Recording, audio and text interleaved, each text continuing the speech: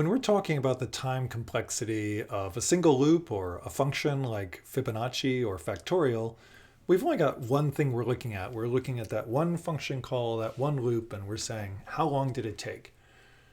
When we're looking at data structures that persist over time, often this kind of analysis is less useful. Instead, we're required to look at a sequence of operations in order to understand how the data structure is going to perform. The tool we're going to use here is Amortized Analysis. What this allows us to do is to look at the cost of a sequence of operations rather than looking simply at one operation in isolation. If you've ever used a loyalty card at a retailer, you know what this is like. I go to Starbucks, after 9 coffees, I get one free. It may be more compelling to think of a super loyalty card. Let's suppose normally I get a $3 coffee at Starbucks and they give me a deal, which is that they're going to say, well, look, you buy one coffee for $27 and then we'll give you 9 for free. And if you think about it, that's a good deal. I'm still getting less than I would be paying for 10 coffees at $3 a coffee. That would be $30 and I'm getting them for 27. So the amortized analysis I can make is, as long as I'm going to keep buying coffee, that's a good deal. We're going to look at 2 examples of this kind of amortized analysis. The first is resizing arrays, and the second is building strings. If you remember back when we talked about stacks implemented inside of arrays, we had a little issue there, which is that the stacks were fixed capacity. That's not great, and that led us to come up with a linked structure to represent a stack. But there is a way to represent a variable length stack using arrays.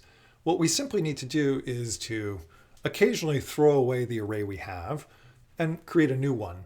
Of course, that's going to incur the cost of copying the contents of the old array into the new one, and we need to take that into account as we analyze the code. Here's something that does exactly that. My stack here is called performance of arrays. I have an underlying array A, which is going to store my data, a count, which keeps track of how much of the data in the array is significant, and I'll initialize those to have just a single element in the array, which is not significant. And my push method here is going to simply take the item that's being pushed and store that in the array at element in. And then, of course, we increment in. That works fine as long as we have space or capacity in A in the array. But there's a problem here if we run out of capacity. So once in is equal to the length, accessing the array at element in would give me an array index out of bounds exception. And to avoid that, I'm going to call a resize method to throw away that small array and give myself some extra room. What does that look like? I'm simply going to resize to a given capacity and then copy all of the old elements from the old array into the new array. And finally, throw the old array away and update the variable A to hold the new array temp, which is bigger. I've also annotated the code here to do a little bit of printing so we can see stuff, and also to record the number of writes that I'm doing so we can keep track of the complexity of what's going on here. So let's start looking at this where we do in pushes for some large in. And I'm going to start off where when I run out of room, I'm just going to give myself one extra bit of space. So what's that going to look like?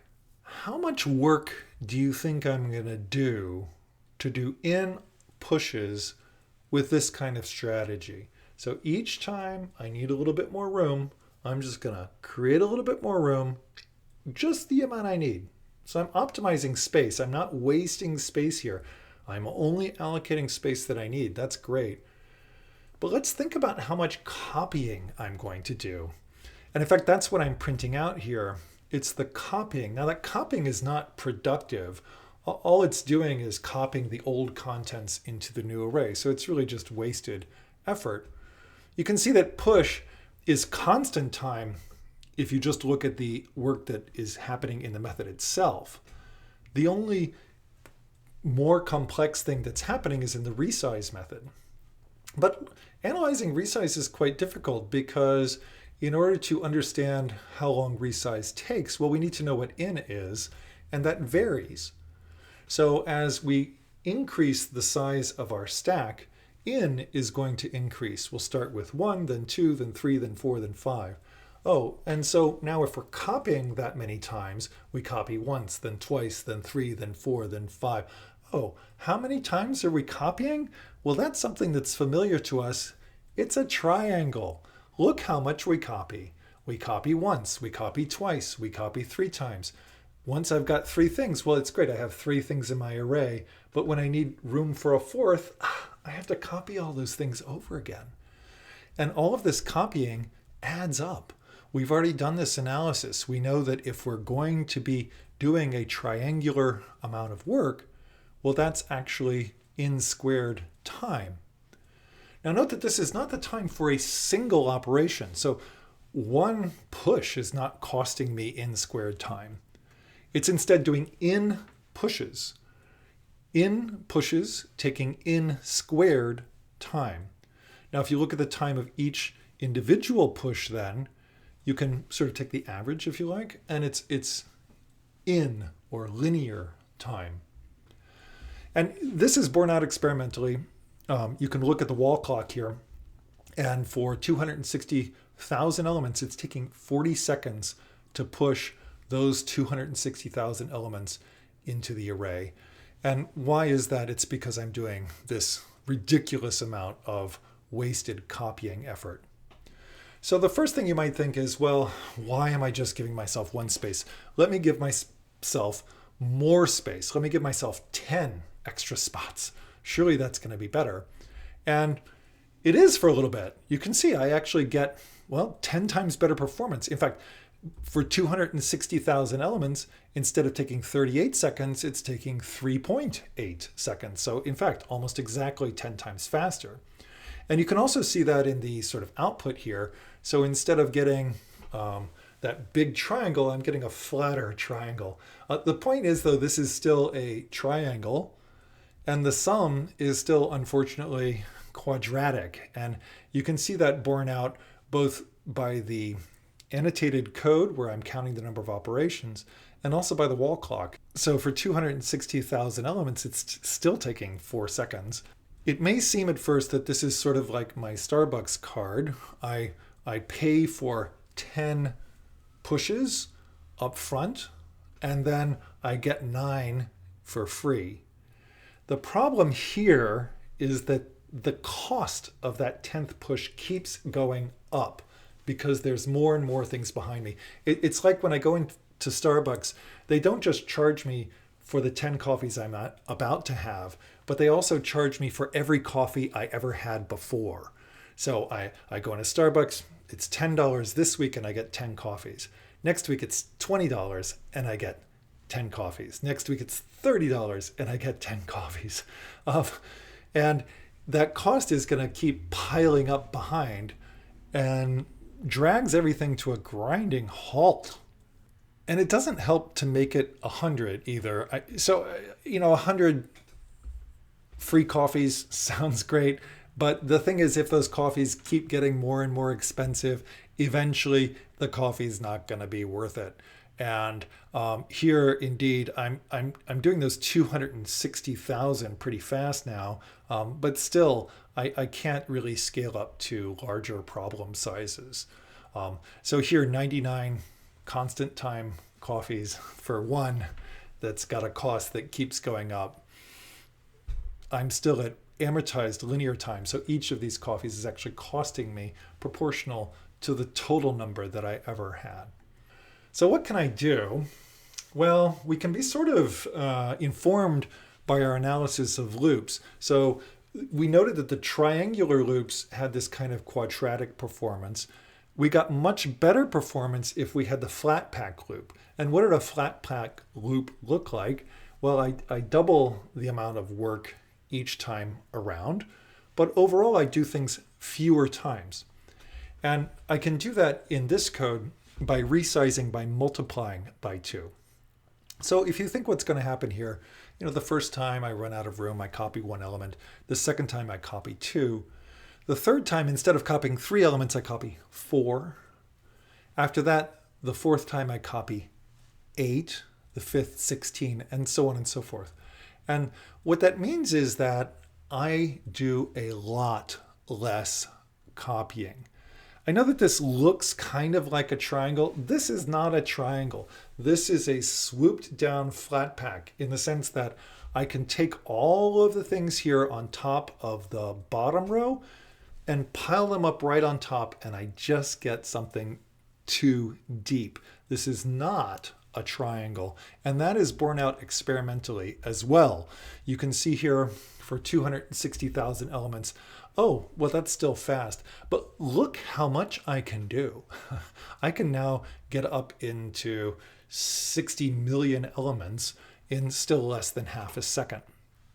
And this kind of performance is something I wasn't even getting close to with my additive solution. For 2 million here, it's taking me 30 seconds. For 2 million here, it's taking me nothing. So by doubling the array size each time, I save a huge amount of work overall. The total time for in operations is about 2 in, and therefore each individual push is amortized constant time. This is a huge win. And if you're winning with 2, you might think I'll win better with 4. You can do a little bit better, I guess. Let's see what the absolute numbers look like. For 67 million, I'm getting half a second. Well, let's see what's like with 4. Well, for 67 million, I'm getting about half that. Okay, that's nice. What if I go up to 8? Well, yeah, it seems to have bottomed out, actually. I'm not getting that much better. In fact, it may be slightly worse. It doesn't matter what the multiplier is. What matters is that I'm multiplying. And that's what gives me the ability to flat pack these sums. So the work is spreading out, if you like. If you think about it, the amount of copying I'm doing is much larger, but I get more free things afterwards. So here it's like I'm going into Starbucks and it's like the first time the card is $10. I have to go to $1 copies because I can't multiply by 3 that fast. So the first card is $10 and I get 10 coffees. The second card is $20, but I get 20 coffees. Then the next time I go in, I have to pay $40, but I get 40 coffees. It's not really that dreadful. So you can see that the amount of free stuff I'm getting corresponds to the amount of coffees or the amount of copying that I'm doing. And this works even if the multiple is less than 2.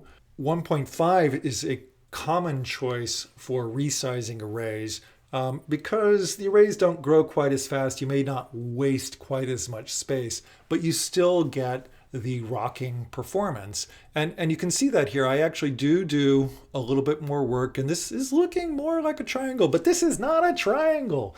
This is still a flat pack. The thing is growing. You can see that each layer is sort of longer than the one preceding it, and that's the important quality. And in fact, you can see the numbers sort of bear out here. In this case, the numbers are going up and down and up and down, up and down, up and down. And it can be a little confusing to see what's going on. The reason for this is that sometimes we have over allocated and sometimes we've under allocated. And so the cost is sort of varying a bit. So what I've done is I just added up all of these multipliers and taken the average. And you can see that the average delta, the average change from one to the other, is really quite close to 2. It may be somewhat shocking, but in fact, it really doesn't matter what this multiplier is as long as it's larger than 1. So even taking something like 1.1, well, we've got something looking pretty triangular here for a while, but note that after a while, it starts to lengthen out. And that is an important quality. It's enough. It's enough to get the performance that we need. And again, if you look at what happens here, I'm actually getting excellent performance, even multiplying just by 1.1. The point is that the number of free accesses that I get is sort of scaling as I get larger. I get larger number of free or low-cost accesses for larger sizes. The total complexity for in push elements here is right at linear time. You can see in absolute terms that I'm doing about 10 in work to push in elements. If you go back, you can look at the 1.5 solution. You can see I'm doing about 3 in work here. You can see that for 8 in, it's quite a small factor. For 4 in, it's a little bit bigger. For 2 in, it's right at 2 times. So 2 times work for 2 in, 3 times work for 1.5 in, 10 times work for 1.1 in. And you can work out the math in your head if you want, but it's not that important. The real deal here is that if you look at the ratio of one size to the doubled size, it's going to be right at 2. And that means that it's some sort of linear function. It really doesn't matter if it's times 2 or times 10. It's a linear function, and that's going to dominate everything. The particular number that's chosen in implementation is actually a balance of size and space. So if we choose a larger constant like 8, well, we might be wasting a lot of room in the computer. If we choose smaller constants, we will waste less room, but we do slightly more work. So we can decide whether we want to have a little bit more in terms of the operations or a little bit more in terms of wasted space. That's the trade-off. Last time I looked at Java's ArrayList class, it was tuned to right at 1.5. So this is how a resizing array is used to implement something like a stack. If you want to see a more fully fleshed out example, you can look at the resizing array stack class in the algs 1.3 package. This is a fully fleshed out sort of example where we not only increase the size when pushing, but also potentially decrease the size when popping so as to avoid wasting space. You can also see a similar implementation with the resizing array queue, also in the algs 1.3 package, where again, enqueue and dequeue may both cause the array underlying the data structure to get resized. In every programming language that I know, strings are implemented using arrays. And it's sometimes important to understand that underlying implementation in order to avoid common bugs which can cause efficiency problems in your code as the data scales. We're going to look at a simple example, which is building up a string from in pieces. I'm just going to take an asterisk, and I'm going to build a string of length n by appending one asterisk at a time. And I'm going to try doing it 2 different ways. One is the first thing that most people think of, which is to use a string variable and to concatenate each time updating the variable. The second way is something that you may not be aware of. It's the use of a string buffer in Java. The string buffer class is something that's used to make strings. And it has an append method which allows me to add a star onto the end of the existing string.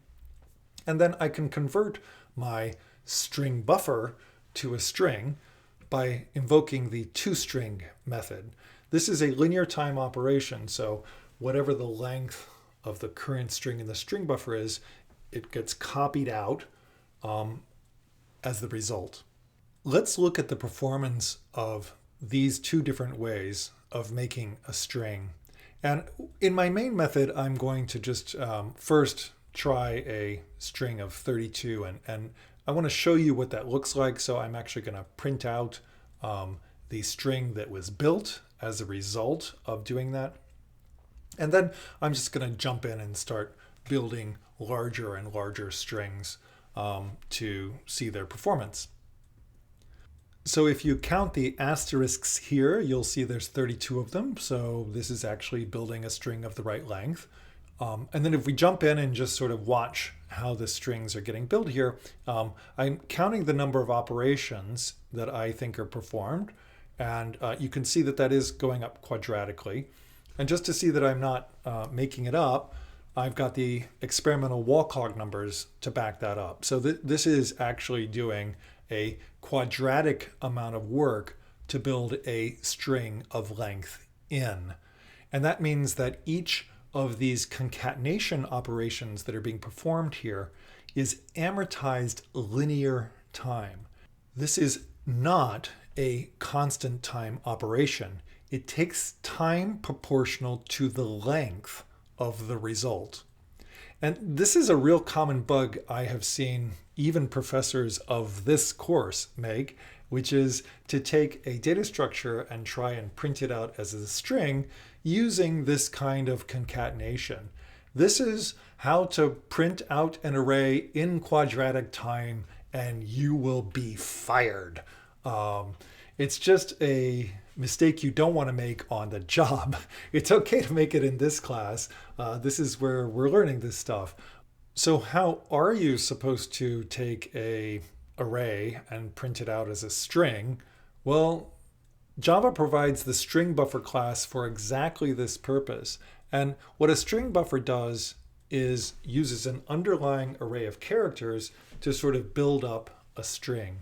Strings are immutable in Java, just as they are in many languages. And that means once you've built a string, you're not allowed to change it by adding things. Therefore, the string buffer you can think of as sort of a mutable version of a string. What I do here is I create the string buffer, I append elements into it, and at the end convert it to a string. Each of these appends takes constant time, amortized, because there's an underlying array. So Java is doubling that array or 1.5 timesing that array. It's changing the size of the array as needed, but it's doing it to give me amortized constant time for each append. And therefore, I get amortized linear time for this algorithm here to make a string. And again, you can see that borne out experimentally. I can create quite large strings here. I have a string of almost 500 million characters that I can create in 7 seconds.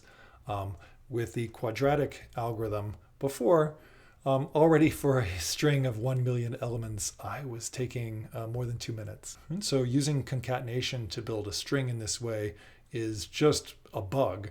And even for relatively small data, for 65,000 elements, it's taking half a second. And you don't want that happening on your application. For 65,000 elements here, we're at a nicer number. We're down in milliseconds.